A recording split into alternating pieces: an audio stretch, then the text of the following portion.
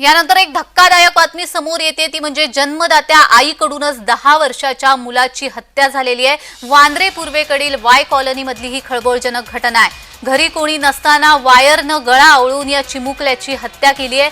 Kherwadi police ठाण्यामध्ये या संदर्भातला गुन्हा दाखल करण्यात आलेला आहे। आरोपी महिलेला अटक करण्यात आलेली आहे।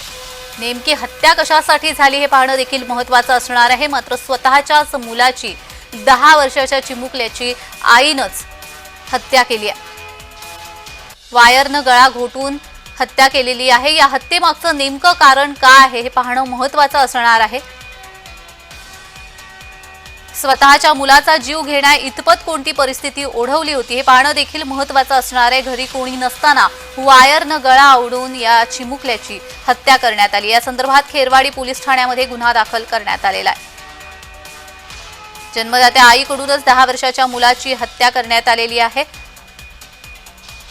वांद्रे पूर्वेकडील वाय कॉलनी मधली ही खळबळजनक घटना आहे। या संदर्भात खेरवाडी पोलीस ठाण्यामध्ये गुन्हा दाखल करण्यात आलेला आहे। घरी कोणी नसताना वायरनं गळा आवळून या चिमुकल्याची हत्या केलेली आहे। जन्म देणाऱ्या आईनंच गळा घोटलेला आहे।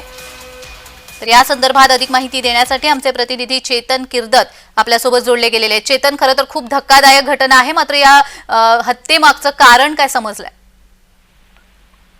नक्कीच जान्हवी, आपण पाहिलं तर मुंबई उपनगरातील वांद्रे परिसरात खरं तर ही घटना जी आहे ही धक्कादायक घटना घडलेली आहे। आणि खेरवाडीच्या वाय कॉलनीमध्ये राहणाऱ्या अभिलाषा आवटी या 36 वर्षीय महिलाने त्यांच्या मुलगा सर्वेश नावाच्या मुलाचा 10 वर्षीय मुलाचा वायर्सने गळा दाबून जो आहे तो खून करण्यात आलेला आहे। आणि आपण जर पाहिलं तर त्या मनोरुग्ण असल्याची माहिती जी आहे ती सध्या आपल्या समोर येते आहे।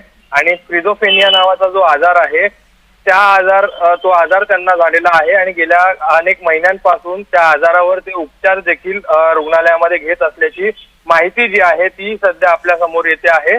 आणि या प्रकरणी जे आहे ते सर्वेश यांचे वडील जे आहेत त्यांनी खरं तर तक्रार जी आहे ती खेरवाडी पोलीस ठाण्यात दाखल केलेली आहे। आणि त्यांच्या तक्रारीनंतर खरं तर अभिलाषा आवटी यांना पोलिसांनी ताब्यात घेतलेला आहे आणि या संबंधित प्रकारामध्ये त्यांच्यावर गुन्हा जो आहे तो दाखल करण्यात आलेला आहे। मात्र चेतन, त्यात मनोरुग्ण होत्या असं जर माहिती होतं तर त्या मुलाला एकटं घरात सोडणं हे देखील तितपत चुकीचं होतं। असं असताना आता या संदर्भातल्या काय पुढची कारवाई असणार आहे किंवा वडिलांकडून काय सांगण्यात आलेलं आहे? नक्कीच आपण जर पाहिलं तर अभिलाषा यांचे पती जे आहेत हे सरकारी कर्मचारी असल्याचं आपल्याला समजतं आहे। आणि ते सध्या त्यांना अतिशय मोठा धक्का जो आहे तो बसलेला आहे। आणि पोलिसांकडून जे आहे ते या संदर्भात खुनाचा गुन्हा दाखल करण्यात आलेला आहे। आणि पुढील तपास जो आहे तो या प्रकरणात पोलीस करत असल्याची माहिती मिळते। अगदीच, धन्यवाद चेतन दिलेल्या सविस्तर माहितीसाठी।